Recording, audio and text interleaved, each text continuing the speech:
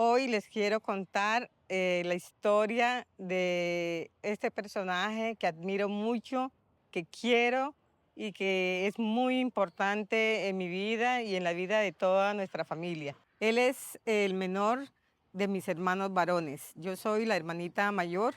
Freddy, tengo en mis recuerdos que yo lo cargaba, no sé si era que mi mamá nos metía en un chinchorro y yo los cantaba y los mecía.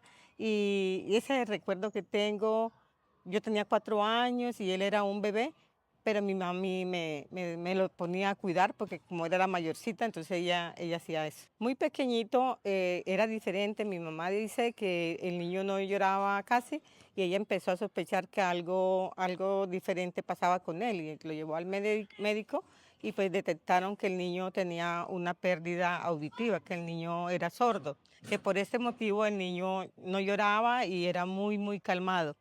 Mis padres empiezan a pensar que deben buscar algún sitio donde llevarlo para que él estudie, porque pues ellos no querían que el niño se quedara sin estudiar. Igualmente, ellos lo trataban igual que a todos nosotros. Mi padre nunca quiso hacer diferencia de mi hermanito con nosotros. Nos trasladamos a la ciudad de Barranquilla. Teníamos más o menos, Freddy debía tener unos 6 años y yo tendría unos 10 años. Llegamos a Barranquilla y había un sitio, el Club de Leones, donde mi hermanito, mi papá consigue cupo para él, que era muy complejo y era muy difícil conseguir, pero pues ellos pues contaron toda su historia, que venían de un pueblo y le dan el cupo a mi hermanito.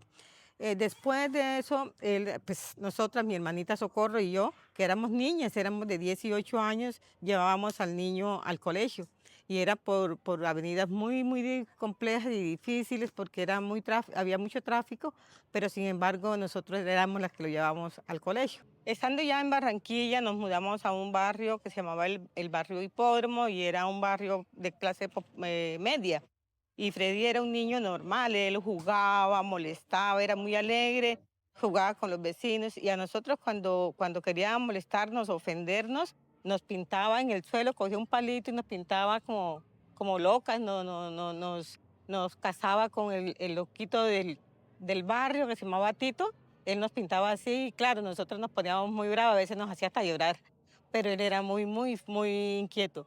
Un día cualquiera, mi mami estaba haciendo una comida y Freddy se acerca a la estufa y al abrirla se le cae encima una olla llena de agua caliente y sufre un accidente que nos cambió la vida a todos porque para él fueron quemaduras de primero, segundo y tercer grado y estuvo hospitalizado un mes.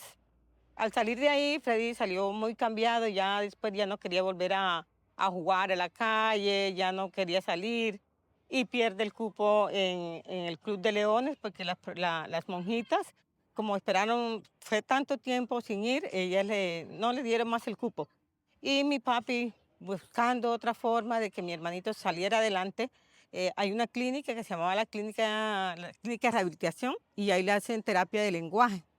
Freddy, mi papá siempre lo animaba mucho, él se acomplejó un poco por el tema de la oreja y eso, y mi papi le decía que no, que había que echar adelante, que eso no importaba, que habían personas sin piernas, sin brazos, y eso a él lo motivó mucho, y él empezó otra vez a hacer sus amistades, y fue, eso ya era más grandecito incluso, y ya empezó a tener sus amigos sordos, siempre fue líder, siempre los amigos lo admiraban mucho.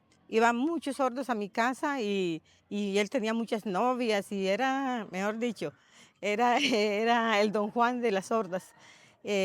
Así transcurre algún tiempo y mi papi una noche le da un infarto y muere repentinamente, lo cual también nos cambió la vida a todos y en especial a Freddy. Freddy se revela con Dios y lloraba mucho. Decía que si habían personas tan malas, ¿por qué Dios nos había quitado a nuestro papá? Que él era bueno, que él era muy lindo con nosotros. Y mami, o sea, se ve en la necesidad fue al psicólogo y la psicóloga dijo que lo sacaran de la casa y mami lo manda donde mi abuelita. y se está ya 6 meses. Cuando regresa allá, pues continúa su vida normal, ya se involucra con otros sordos ya más grandes, ya él tenía como 15, 16 años y ya empieza a tener sus amigos y ingresa a hizo parte de una asociación de sordos y ahí empezó él a aprender su lenguaje de señas. Para esa época ya yo me casé y pues él seguía con sus sordos y sus amigas, normal, como todo, siempre fue líder, muy líder. Freddy es una persona muy disciplinada. En mi casa siempre nos molestaba mucho porque decía que nosotros no sabíamos hacer nada y él terminaba haciendo todo el oficio porque él era el que sabía y lo que uno hacía estaba mal. Luego se conoce con mi cuñada, con Consuelo, y ellos se hacen novios y luego ya se casan y pues tienen a sus 2 hijos que todos conocemos, a Valentina, a Luis. Bueno, Freddy, pues en vista de que él siempre andaba pintándonos en el piso con un palito o algo, había unas vecinas y ellas eran funcionarias de la Universidad del Atlántico. Entonces ella lo veía y les llamaba mucho la atención todo eso que Freddy hacía y les gustaba cómo Freddy pintaba y hacía. Y entonces ella le dijeron a mi mamá que si ellas le averiguaban un cupo en Bellas Artes. Y mi mamá, claro, pues eso era lo que más queríamos, pues que Freddy siguiera adelante, y a él le gustaba mucho pintar. Y ellas le averiguan un cupo y él entra a Bellas Artes. Bellas Artes en ese momento era anexo a la Universidad del Atlántico. Freddy fue el primer sordo que recibió la Bellas Artes y lo recibieron como para ver qué pasaba, ¿no? Entonces entró Freddy primero y luego hay una chica, una amiga, una sorda que era de Bogotá y ella con Freddy pues se hacen muy amigos y ellos le dicen al profesor que les dictaba la clase de artes plásticas que cuando dictara su clase los mirara de frente a ellos para ellos poder leerle los labios y saber las clases.